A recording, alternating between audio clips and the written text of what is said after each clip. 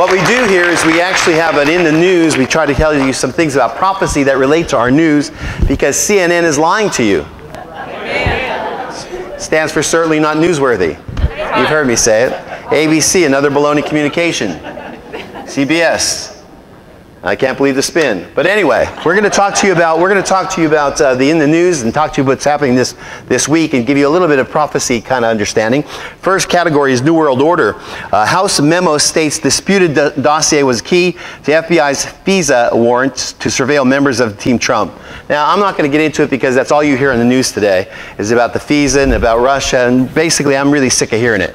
I'm just going to be real honest with you. I'm actually sick of politics. I've had it about up to here with politics. And let me tell you a couple of things that are going on. Just about this one, I'll paraphrase it. I'm not going to read the whole thing for you. I'll paraphrase it. They're worried and they're talking about the FBI. They're doing secret surveillance on some of the Trump team, and I understand that. But let me tell you, that's nothing new. That is nothing new. How many of you ever heard of a man by the name of Herbert Hoover? Herbert Hoover was somebody that was unbelievable. He was the director of the FBI. And basically what he did is he had dossiers on everybody. He had dirt on everyone. There's a lot of dirt in Washington. Matter of fact, I think that Washington is full of dirt. Just forget a swamp, it's full of dirt. If people in Washington would just sit down and start to care about us, instead of caring about being reelected, whether it's a Democrat or Republican, I think they get a lot more done. So I'd like to read this to you, but then again, nah. Let me just a little bit more about Israel and tell you what's going on there. Israel is a hot spot, obviously. It always has been. This article came out this week and it says this. It says, experts warn of escalation between Israel and Russia over Syria. Now I'm going to give you a paraphrase on this one also because it's a long article. These are the articles, so I'm not going to read all of them to you. I have some things highlighted, but let me just give you a little bit of an understanding. Russia is building up Bashar al-Assad. They are there to pretty much promote him. Without Russia being there, Bashar al-Assad would be deposed already. And so they're there and they're backing him up. But there's an ulterior motive they have. They haven't been in the Middle East since 1979 when the Afghanis kicked them out and beat them in a war with our weapons, and they left. And so since 1979 they've not been there. Now why is Russia so bent on being in the Middle East? Well, because it's a warm water port. It's something that has a tremendous amount of resources. We know that they went through Crimea to try to get some of their natural gas, and they actually annexed it. So they would love to have something in the Levant, which is that whole area. And so they're there for that reason. Now, in the meantime, the premise is that they're going to fight Al-Qaeda and they're going to fight ISIS. And they have. And Hezbollah has been on their side. This is what this article is saying. I'm going to give you the whole wrap-up, though. Hezbollah has been on their side, which is an anti-Israeli organization. It's really a terrorist organization. Well, in the meantime, Hezbollah has been stockpiling rockets and building rockets and has rockets factories in and around the western part of Syria and the eastern part of Lebanon, which is right on the Israeli border. So what we have is we have Russia. We have Benjamin Netanyahu, who went to the president of Russia, Vladimir Putin, and told him that we are going to take out all of those bases, and they have been doing it. And Russia didn't say anything. Now you want to wonder, why would Russia not say anything?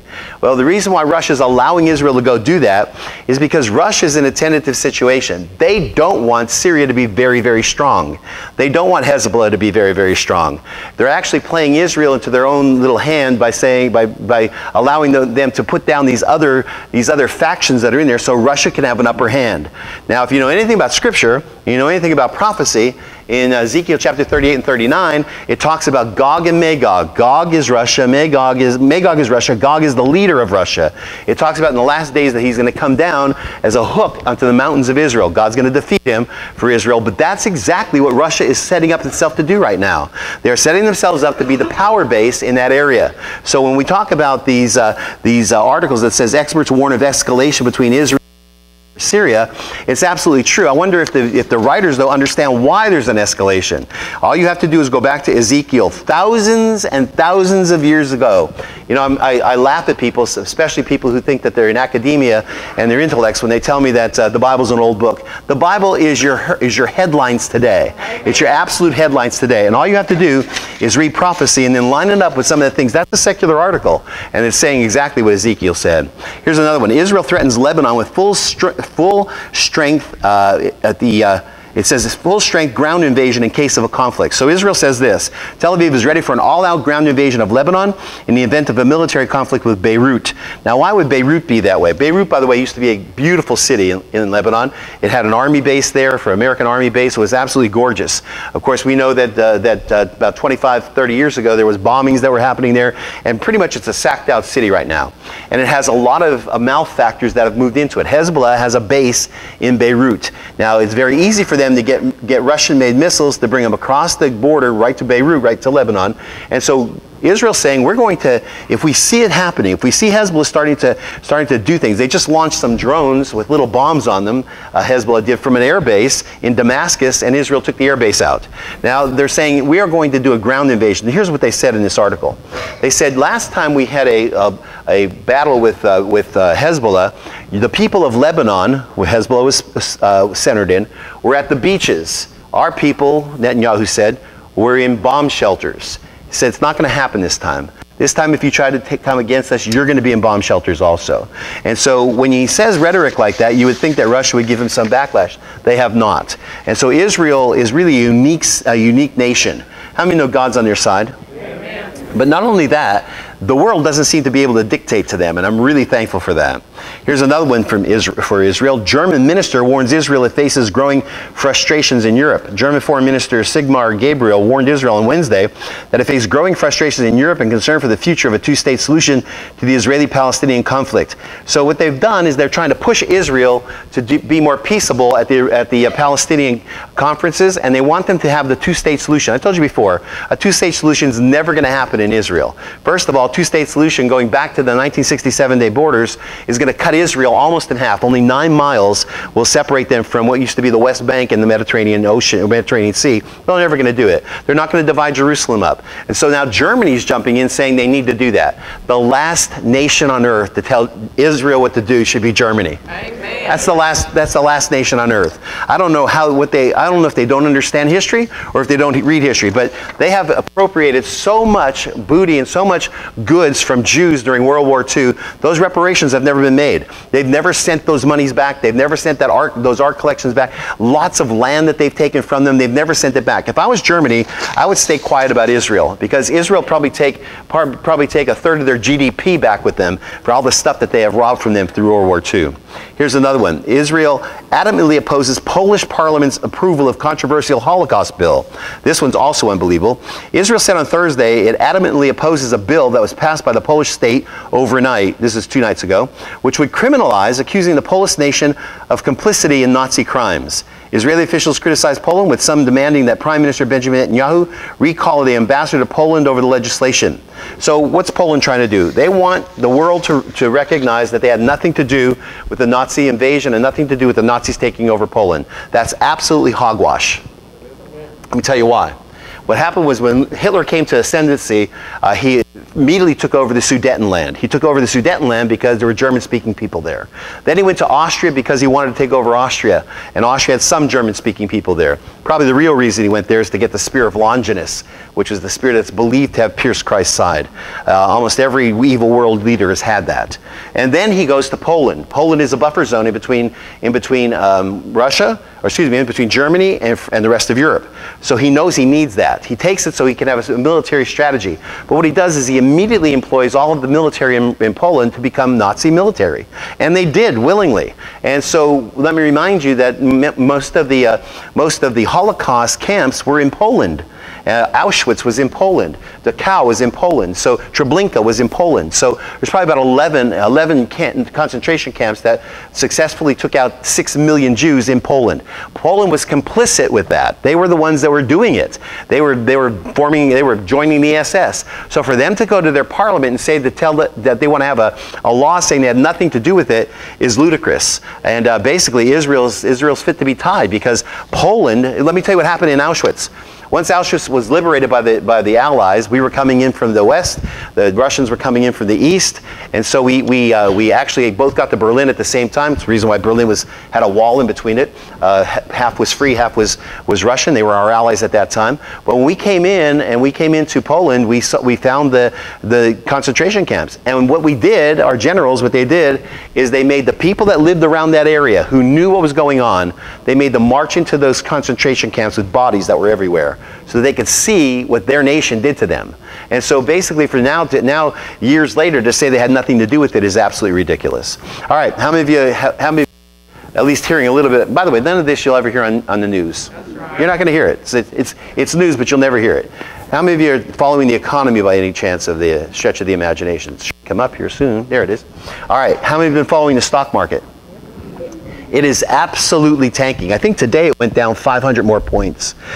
1,000 today, thank you. And so last week it went down 1,500 points in a day. And no, earlier this week, 1,500 points a day, rebounded to 1,000 points. Listen to this statistic and understand what's going on here. Stock market loses nearly $1 trillion on the week. This is not counting today or yesterday. The S&P 500 fell 3.8% on its worst week since the ugly beginning in 2016, according to Howard Silverblatt, senior index analyst at S&P Dow Jones Indices. It says U.S. stocks nearly lost $1 trillion in this week's sell-off, according to Howard Silverblatt. The S&P fell 3.85%, and basically the last week's decline erased $945 billion from the index market value. So why is it falling? Well, here's the most people don't understand. Stocks were obviously going bonkers for a long time, and basically what's happening right now is they're starting to fall precipitously. Let me tell you why. Because the Feds are hinting at raising the interest rate. So what does that do? Well, if you raise the interest rate, companies cannot now have to borrow money at higher rates. So they'll take the profits they have from stocks and pull them out of the stocks so they don't have to borrow that money. That's part of it. Just the whispering that the Feds are going to do that. But let me just tell you that it says, while most agree publicly, some pullback is needed to permit profit taking and to create a secure base, which I just told you. The main question is this week is an adjustment and the start or a correction or the end of a bull run. By the way, it started on March 9th, 2009. It's now up 308%. So all 11 stock sectors fell this week. 87% of the stocks on the stock market fell. That is unprecedented. Let me give you another one another article on that. Famed investor predicts historic market drop. And by the way, the market has to drop. It has to drop. Forget about the Feds, forget about interest rates. It has to drop because it's inflated. It's a bubble. It went up too fast and it's never going to sustain that. The market may be due for a harsh correction, this one says. That's the view of John Hussman, president of the mutual fund Hussman Investment Trust, seasoned investor and Stanford University economics PhD. Hussman, who called the tech crash of 2000 and once managed a nearly $7 billion mutual fund, calls the current environment the most broadly overvalued moment in market history. Hussman says the market is as overvalued as it was back in 2007 and just 5% away from its lofty valuations right before the peak in 2008. Indeed, stocks have now gone 8 years without a bear market. 8 years, that's unprecedented. And by the way, a bear market is a drop of 20% or lower. That's much longer than the usual, and a red flag from any warning that the market is due for a dip. And it is. Historically, we're watching this market. It's done this before, not to this extent, but it's going to come down. Now, why would I put that into a prophecy? Why would I put it someplace near prophecy? Because we know that people are starting to lose their faith in fiat currency, in paper money. We're seeing it being eliminated around the earth. We're seeing a country after country saying that you got to pay by credit or you got to pay by some type of transaction back and forth. We're seeing Bitcoin and almost 1,000 different types of cryptocurrencies coming out. And basically, when I read John the Revelator's revelation, and he talks about a one world system where you can't buy or sell, it tells me that you're going to have one world system. And basically, we're watching that happen. We're seeing that stocks, people are going to be less invested in stocks. We know that they're less invested in fiat currency, and we know that cryptocurrencies are probably the things that are going to come about, and they're already doing great to do that. And let me tell you what eventually they're going to be backed by. Cryptocurrencies, I'm predicting it for you, are eventually going to be backed by gold and silver. Because every time the stock market goes down, it's an inverse relationship. Gold and silver goes up. And in fact, gold and silver is rising right now. And so we're watching something happen in the markets. And as the American market goes, so goes the markets around the world. Every single stock market, major stock market around the world, has crashed, or come down. I shouldn't say crashed yet, but they've all come down precipitously. So they're following the American trend because we have, and I know I'm being very long-winded today, because we have the reserve currency of the world. And so if the world wants to buy oil, if Japan wants to buy oil, they got to buy American dollars first before they buy oil. If we want to buy oil, which by the way we don't have to anymore, we're now the #1 producer of oil in the world. If we want to buy oil, what we have to do is just print more money. Kind of ridiculous, but that's exactly the way it is. So let me go on a little bit further. So as we see these things that are happening, let me get you a little bit further, and let me get you to the point of religion, because there's a lot of religious things happening also. So as I do these in the news, I'm putting these categories together because these are the things Jesus that told us to watch out for. He told us to look at Israel. It's the nation that when the fig tree blossoms, that's their national symbol, a fig. Know that the summer is nigh. Know that the end is near. We know that Revelation tells us about. We know that knowledge is going to increase and go back and forth and to and fro. Daniel tells us that. So we're watching all that. I told you about AI and how knowledge is increasing. And so there's a lot of things that are playing into these things of prophecy. And this one in religion, the Bible says, Jesus said in Matthew, that the love of many would wax cold. And we're watching that happen. We're starting to see some real big turns in the religious circle. And by the way, in case you've never heard me say it, I hate religion. I want you to know that right off the bat. I do not like religion. Religion is man's way to get to God. And it has all these little hoops and little things you got to jump through. I like relationship. Just having a relationship with Christ. So that doesn't mean that I don't have a religion. It means that I'm not crazy about man's setup. Oh, I got 4 people that like that. The rest of you are probably going to stone me. All right, here you go. Europe, making Islam great again. Let's talk about religion. Let's talk about this. It says, and this is the article picture that came in the article. This is what happens with saying. It says, at the end of the day, we need to be able to be ready and accept migration, mobility, and diversity as the new norm and tailor our policies accordingly. That was said by the EU Commissioner last week. Given that such people would have us believe that migration has become such a categorical and seemingly incontestable policy of the EU, migration is deeply intertwined with our policies, he says, on economics, trade, education, and employment. It's crucial to analyze what kind of diversity the EU is inviting to make its home on the European continent. So we know that there's floods of immigrants that are going into Europe. Those immigrants are not from varied ethnic backgrounds. Those immigrants primarily are Muslims. And Muslims are infiltrating Europe. They've been doing it for the last 30 years. I told you Islam is not a religion, it's a civilization takeover. That doesn't mean, and please be understanding of this, that you don't like somebody who's Muslim. I have some Muslim friends that are tremendous people.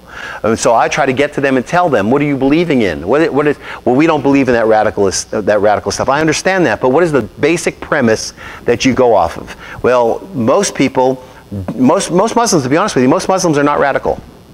You need to know it. In Israel, they work side by side with Jews. There are a lot, though, that are. And let me just tell you, they're concentrated and they're infiltrating. And it says, members of the department have understandably wanted to know the views of Muslim newcomers. Why? Because a professor of Islamic religious education at the University of Vienna recently interviewed a sample of 288 of the approximately 4,000 predominantly Afghan asylum seekers in the Austrian city, one city of Graz, on behalf of the city's integration department. They want to know about them. So according to the study, 2/3 of the asylum seekers are men, mostly under 30 years old. And by the way, we know if anybody's going to be radical, they're not going to be over 30 years old. We know that. It's all the youth. So just watch. They are all in favor of preserving their traditional conservative Islamic values. The migrants are extremely religious. 75% go to the mosque every Friday for prayer. The women are just as religious, if not more. 67% of the women pray 5 times a day, notably more than the men. In addition, 68% of the women wear a headscarf in public, and 45% refuse to shake hands with a man. Half of the migrants, 50%, report that the religion now plays a larger role in their daily life when they're in Europe. It plays a larger role now that they're in Europe than they were in their original country, than it did in the native country. 49% are convinced that Jews and Christians have strayed from the right path. And by the way, if you're a fundamentalist, you believe that we are infidels and we either have to be killed or pushed out of a nation. That is their mantra. So it goes on a little bit further. It says that the future of Islam would be in danger if Islam were to be interpreted in a modern and contemporary fashion. For 52% of interviewees, the supremacy of Islam over other religions is undisputed. It's the major religion. Matter of fact, Muslims believe this. You remember from my Muslim teaching. They believe that the Jews did get the word, but they strayed from it. And then Christians came and they got the next one, but basically they didn't get the fullness of the word because Muhammad went past Jesus and gives us the fullness of it. So they are definitely prejudiced against who we are and who Jews are. Anti-Semitism is deeply ingrained in these immigrants. 49% believe the Jews have too much influence in the world affairs. That's kind of amazing to me because the Jews make up about 1.2% of the world's population. And 45% believe that Judaism is harmful. 49% opine that the Jews themselves are at fault for being persecuted, while 55% think that the Jews only care about themselves. The migrants are also intolerant of other religions. 50% of respondents said they would endorse violence against a woman if she cheated on her husband. 45% also said that fathers have the right to use violence on their children. They have the right to mercy kill their daughters if they stray from the faith. These are people coming into Europe. The Austrian study is not the first of its kind to show that Muslim migrants to Europe hold supremacist, anti-Semitic, and misogynist views. Anti-Semitism in Germany has indeed become so widespread that Germany recently decided to appoint a special commissioner to fight it. "You Jew" has apparently become a common insult among Muslim pupils in Berlin schools. Other studies and polls also reveal the large degree to which Muslims in Europe share Sharia law over national law. The article goes on to say this, that almost 80% of them said that they want the British law, especially in certain parts of Britain, to be replaced with Sharia law. Now, I don't know if you're familiar with Sharia law, but Sharia law is this. If you steal something from a grocery store, doesn't matter if you're hungry, doesn't matter why, doesn't matter if you're a kid, you get your hand lopped off. And so Sharia law is literally a brutality against anyone and everyone. So let me tell you that as Europe goes, so goes America. As we watch this policy, and by the way, we are people who take immigrants in. We're a nation of immigrants. We should, but I think we need to really understand the vetting process. And so unfortunately, now we see Germany and some of the nations of Europe having a backlash because of that. Outrage. This is a clergy blessed late-term abortion clinic as holy. So I told you things are changing. The love of many is waxing cold. This one is pretty pathetic. As a matter of fact, it's sickening. Listen to it. 4 members of clergy gather on a cold January day outside the doors of Bethesda, Maryland abortion clinic. Others have gathered as well, softly singing hymns in the background. At first sight, you might assume that this is yet another in a long string of protests against the clinic's owner, Leroy Carhart. If you think this is a protest, though, you're wrong. The 4 members of the clergy, which includes a Baptist pastor, a Church of Christ minister, and a Jewish rabbi, did not gather on January 31st to protest the actions of the clinic. They gathered instead to bless it, despite the fact that the Bethesda Clinic is known as one of the few clinics in the country that perform in the infamous late-term abortions. The clinic's owner Carhart, is famous for performing the controversial procedure, which just last week went up for a vote in the United States Senate. By the way, the Senate voted not to ban late-term abortions. Along with the Senate's approval and the spiritual encouragement from marginal groups such as the Religious Coalition for Reproductive Choice, Carhart's new facility will continue to provide abortion services to patients as far along as 30 weeks. That is far, far along. The clergy members, listen to this if you want to get sick, gathered to bless the clinic, as they believe abortion is an expression of a woman's moral agency. You know, I'm really sick and tired of opinions. Amen. I really am. I'm sick and tired of the popular opinion.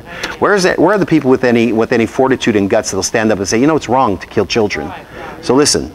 As quoted by Reverend Carlton Vesey accompanied the other 3 clergy as they made their way through the clinic, taking turns praying and sprinkling the clinic rooms with holy water.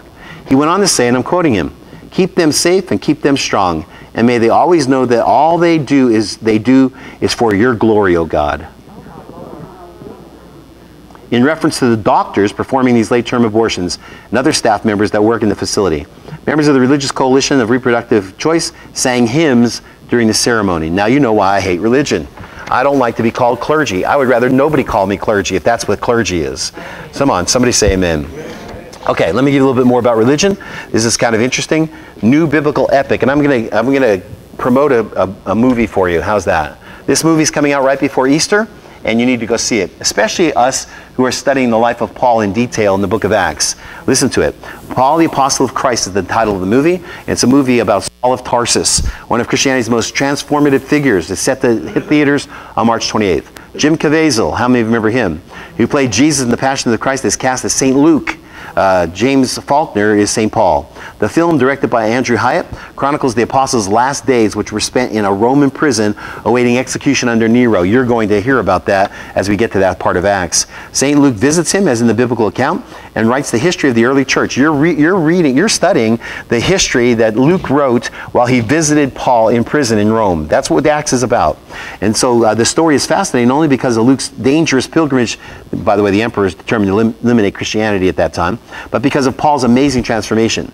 Paul's revered story of transformation from ardent persecutor of Christians to one of the religion's most powerful evangelical forces has renewed relevance. Caviezel says, he also said, the scene in which Paul holds Luke back from calling for righteous violence against Roman oppression speaks to the need for understanding and forgiveness. Forgiveness starts with not just love, but ardent love, says Caviezel. It's really easy to love people who think like you. It's very hard to treat someone with a polar opposite view with the same dignity and respect that you would treat a friend. That's the movie's core message, and it was Jesus' core message. Let me give you another one. This is on religion also. Let me give you this one. I think I have it over here. Yeah. This is an interesting article about raising children. And it's 5 regrets you don't want to have if your kids walk away from the faith. Now, why is it being written? Because lots of millennials are walking away from the faith today in mass. And there's a couple of reasons why. And by the way, it's not always their fault. Sometimes it's our fault. And let me tell you why. This one says, this article writer goes on to say this. And I'm going to read a lot of it to you because it's very good. It says, my kids are still young, ages 9 and 7. It's something regret. It's something I often hear from parents who are heartbroken that their teen or adult kids have walked away from Christianity. It says, because I have so often experienced my own sense of parenting failure. I haven't shown enough patience. I see them exhibiting their own impatience. I haven't given them enough conflict resolution skills, and I see them argue constantly. I haven't spent enough time showing them how to serve others, and I see them lacking perspective on how to live out their faith. As a parent, there are so many I haven'ts, and there will always be, because none of us are perfect. We cannot flawlessly deliver all that our kids need. But there's something about I haven't that implies opportunity. I haven't implies I haven't yet. When our kids leave home, however, those I haven'ts will cement into regretful I didn'ts.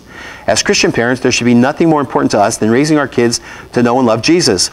How could there be something more important if our kids' relationship with Jesus has eternal implications? Yet we have to recognize that we don't control whether or not our kids become Christians. The heavy burden of I didn'ts that so often comes with a child's rejection of faith must be tempered with grace and placed at the foot of the cross. Now, all of this is fine, but he's going to give you some meat in a second here.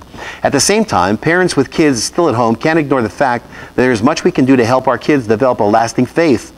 We are called to actively disciple our kids. It's Deuteronomy and Proverbs, by the way. Not to sit back and see what happens. We should focus on what we can control and give the rest to God. So, he says this. With that in mind, he says, there are many regrets we can purposely avoid. Here are 5 you don't want to have to do. You don't want to have if your kids walk away from the faith. Unfortunately, there are 5 I hear from parents all the time. Number 1, you didn't give them a deep enough understanding of Christianity. Research has shown time after time that at least 60% of kids who grew up in a church walk away from their faith by their early 20s. Young people often turn away from Jesus, however, with a flawed understanding of the nature of truth, what Christianity even is, and what the Bible teaches. They think that Christianity requires blind faith, that a person must choose between faith and science. By the way, you don't. Science just doesn't understand what God did. And that Christianity basically boils down to living with good values. Christianity is not about just having good values.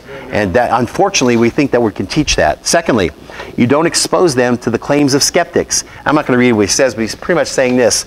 You bring them to church, you let them go to church, and you never tell them what the skeptics are talking about. You need to be able to tell them, and you need to be able to give them something that they can argue about evolution, which, by the way, is a theory.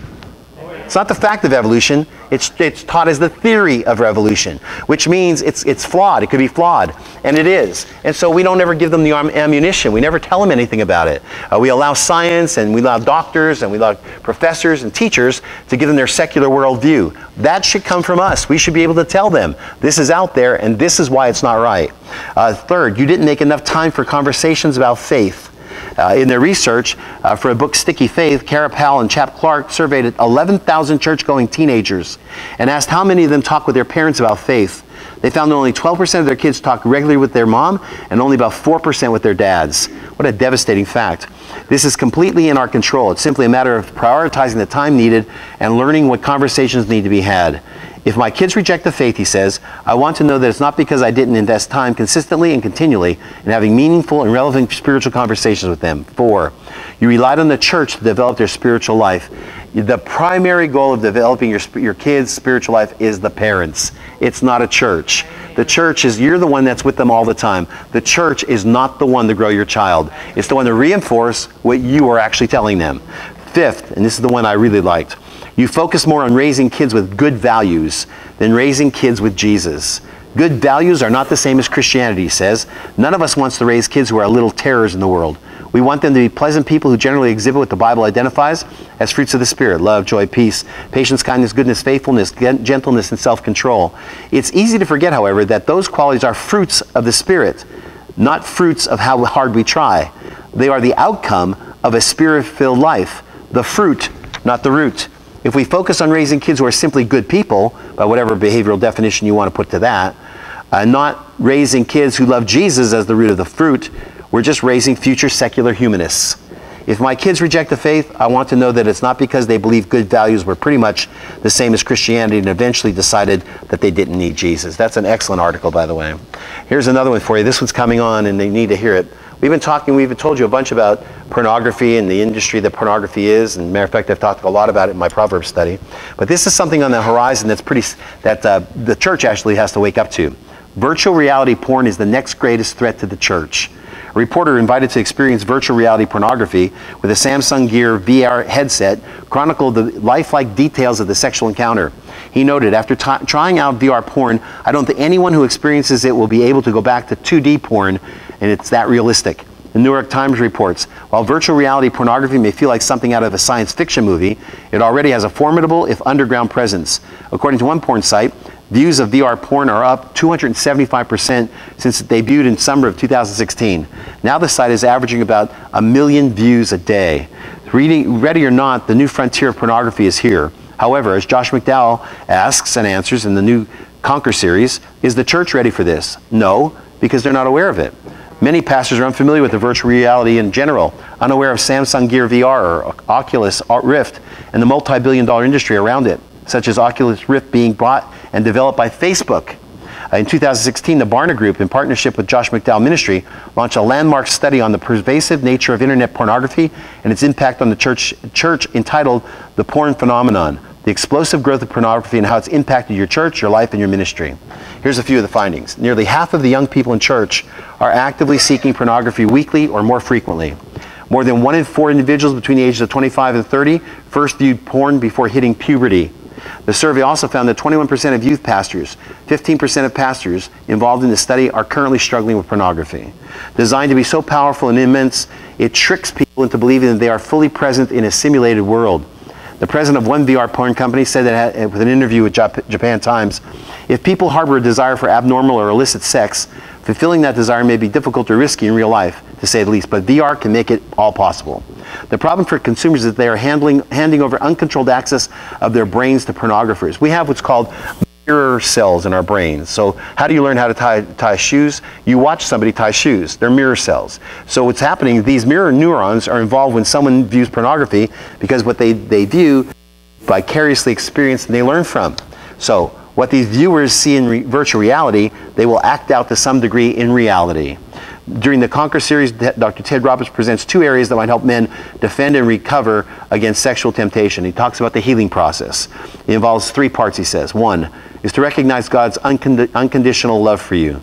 2, identify the wounds and ask God for healing. And 3, learn to be honest in your group or in a men's group or in a church, because secrets are what make you sick. Because you were wounded in a community, you need to be healed in a community. That's pretty powerful. Let me give you another thing as we go a little bit, change gears a little bit, tell you about the planet. Anybody hear about this one? What happened? Elon Musk, the founder and owner of Tesla, has sent up an amazing rocket. He has sent up, and basically he has done this in just last week, and it was thunderous. I want to tell you just a little bit about it, and tell you a couple of things that's going on. It's truly impressive. By the way, does anybody know who ruined our space program? Our space program was going great with Kennedy. Obama. President Obama defunded our space program. And so basically you have these private citizens that have a lot of money, and he has done something that NASA could never do. SpaceX does it again. The Falcon Heavy has proven it can fly. Elon Musk and his Tesla organization has just launched the heaviest rocket known to man into outer space at Cape Canaveral. Musk's personal cherry red Tesla convertible was on board with a starman driving in the driver's seat. And by the way, here it is, because he has cameras all over it, and it's outside the spaceship. It only has 12 hours of power, by the way. Its battery only has 12 hours of power, but he said it will be circling our solar system for 1 billion years. 12 hours of power. So he said, now the other thing that was really impressive to me is whenever you see a rocket go up, they have what's called solid rocket boosters, which are on the side, and they kind of get destroyed. NASA, and they're millions and millions of dollars, hundreds of millions of dollars, and they get destroyed. He successfully landed 2 of the rocket boosters. These are not taking off, these are coming back. And so they came back, and they came back within 1,000 feet of where they left. So he'll reuse them. What's his deal? He sent this one up to show that it can be done. And basically what he's going to do, now SpaceX routinely puts these boosters back to work, by the way, which helps in the economy, reusing hardware as part of his plan to drive down the cost of launches. What his real desire is this one's capacity, not this, but the spaceship itself, has the capacity of 191,000 pounds. That's how much it could take up in space. 191,000 pounds. So his desire is this. This is going to Mars, by the way. His desire is he's already selling tickets for people to go to Mars. You can get them outside in the foyer. No, he's already selling tickets. His desire is to load up people. It's bigger than a 747, to load up people and to take them to Mars. And so Elon Musk is way ahead of the game. Unfortunately, a lot of that is your taxpayer money, because he got grant after grant after grant because we bowed out of the space program. So let me give you one last one. Can I do that? How many of you saw this? Okay. I'm going to pose a real interesting question for you tonight, okay? So here you go. This article starts like this. I once heard a story of a father and son who were watching a boxing match. When the fight started, one of the boxers crossed himself. Obviously, he was Christian or Catholic, which prompted the son to ask, "Dad, will that help him win the fight?" The father responded, "Only if he can punch." Which begs the question, does God really get involved in sports events? Does he care who wins a boxing match or a football game? This is a very interesting article. On the one hand, you can argue that God is sovereign, and he knows the number of hairs on our head, and not one bird falls to the ground apart from him. That's, by the way, Matthew chapter 10. Then yes, he gets involved in sports as well. After all, hundreds of millions of people watch sports events, and their lives are affected positively or negatively by sports. It would make sense then that God gets involved. On the other hand, you could argue that it's absurd to think that God gets involved with something as idolatrous as sports. With football, not the Lord, dominating our Sundays, with billions of dollars lost on betting, with violence being celebrated, and with people getting more excited about the score of a game than about the fate of the world, it would make sense that God does not get involved in sports. Looking at this pragmatically, no coach-player duo has ever had more success in the Super Bowl era than Bill Belichick and Tom Brady. And neither of them, to my knowledge, profess to be a man of strong faith. Neither of them are Christians. And they didn't have a seemingly miraculous come from behind, victory in last year's Super Bowl? And think of Tim Tebow, perhaps the most visible born-again Christian ever to play in the NFL. He didn't make it in the NFL. While strong Christians like Carson Wentz and Deshaun Watson both suffered season-ending injuries, why didn't God protect them? As for the outcome of Super Bowl 52, there was no miraculous type plays like David Tyree's helmet catch or Franco Harris's immaculate reception. And the most unusual play, a ricocheted pass that became an interception, went against the Eagles. But perhaps perhaps we're viewing this thing all wrong. He says, rather than looking for signs of divine intervention, what if we simply look for the practical fruit of strong faith? What if we look for a positive effect that the strong Christian commitment had on the Eagles? And what if we consider the fact that as followers of Jesus, we're to do everything for his glory? That's 1 Corinthians, by the way. Throughout the year, I read about the deep Christian commitment of quarterback Carson Wentz. Then after his injury, he was replaced by backup Nick Foles, also a deeply committed Christian. And the quarterback coach, Frank Reich, himself a former NFL player, served as a seminary president before returning to football. Not only so, but the head coach of the Eagles, Doug Peterson, had been working at the high school level for 9 years ago and was voted the worst coaching hire in the NFL in 2016. When asked after the game how he could explain going from high school coach 9 years ago to winning the Super Bowl, he responded, I can only give the praise to my Lord and Savior, Jesus Christ, for giving me this opportunity. That's the first words out of his mouth. How many coaches are that bold? And the two other players interviewed at the end of the game, tight end Zach Ertz and quarterback Nick Foles, both openly glorified the Lord. In fact, earlier in the week, Ertz told reporters as a follower of Jesus, his #1 goal was to make disciples. While Foles shared that he's currently enrolled in seminary and would one day like to be a high school pastor, not coach, pastor. To put things in further perspective, former NFL coach and current TV commentator Tony Dungy, himself a committed Christian, tweeted that after the celebration and confetti, his 11-year-old his son Justin, caught up with the three Eagles, quarterback Nick Foles, Carson Wentz, and Nate Sudfeld, along with Zach Ertz, who scored the winning TD. They were in a room by themselves after the game, praying and thanking God. It was great for him to see that. So these men, after one of the greatest games in the Super Bowl history and enjoying a sports high that hardly any of us could relate to, were alone in a room praying and thanking God. Could it be then that rather than the Lord supernaturally helping them or hurting the Patriots, who doubtlessly had some strong Christians also, it was the Christian character of many of the team that helped them in key moments? That their strong faith foundation enabled them to perform so well under so much pressure, and that perhaps it was the coach Peterson's confidence in God's favor on his life that helped him make one of the greatest, boldest, most audacious calls in football history. All that would make perfect sense to me, just as it would make perfect sense to me that the strong faith enables others to endure terrible hardships and suffering. Interestingly, the Eagles players were so well known for their commitment to the Lord that New England's Matthew Slater, himself a strong believer, said this while meeting with the media last week before the game. I really appreciate Carson Wentz's boldness for the gospel, how he represents Christ day in and day out. And it's not only him, you know. Nick does that as well. Chris Margos, Brother Borton. I mean, there are a lot of brothers over there on that team that stand for what they believe in. They represent the gospel in a tremendous fashion. And now, thanks to their incredible victory, these men will have a platform for the rest of their lives to share their faith. Could the Lord have helped orchestrate that? Very, very, very interesting article. I'm going to ask the ushers if they come forward. That's in the news for tonight. And we have